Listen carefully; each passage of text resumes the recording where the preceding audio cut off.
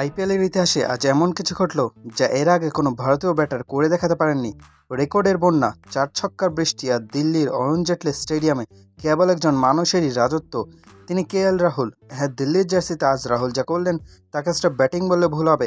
এটা ছিল pure dominance. Lucknow থেকে দিল্লি, শহর বদলেছে, জার্সি বদলেছে, কিন্তু রাহুলের ব্যাটের ধার যে একটুও কমেনি তার প্রমাণ আজকের এই অবিশ্বাস্য 150 রানের মহাকাব্য।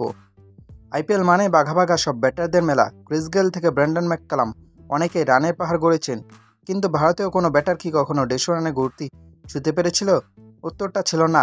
আজ সেই ইতিহাস নতুন করে লিখলেন রাহুল। দিল্লির হয়ে আজ তিনি যখন মাঠের চারিদিকে স্ট্রোকের ফুলঝুরি ছোটাচ্ছিলেন, বোলারদের অসহায় আত্মসমর্পণ ছাড়া আর কিছুই করার ছিল না।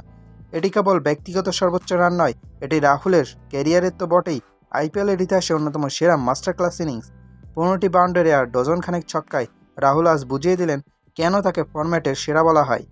শুধু 150 রানই নয়, রাহুলের আজকের ইনিংসটি তাকে নিয়ে গেল এক অনন্য উচ্চতায়। আইপিএলের ইতিহাসে প্রথম কোনো ব্যাটার 3টি আলাদা ফ্র্যাঞ্চাইজির হয়ে একাধিক সেঞ্চুরি করার রেকর্ড গড়লেন। একটু ভেবে দেখুন, পাঞ্জাব কিংসের হয়ে 2টা সেঞ্চুরি, লখনৌ সুপার জায়ান্টসের জার্সিতে 2টা, আর আজ দিল্লির হয়ে নিজের দ্বিতীয় সেঞ্চুরি পূর্ণ করে তিনি এই অবিশ্বাস্য মাইলফলকে স্পর্শ করলেন।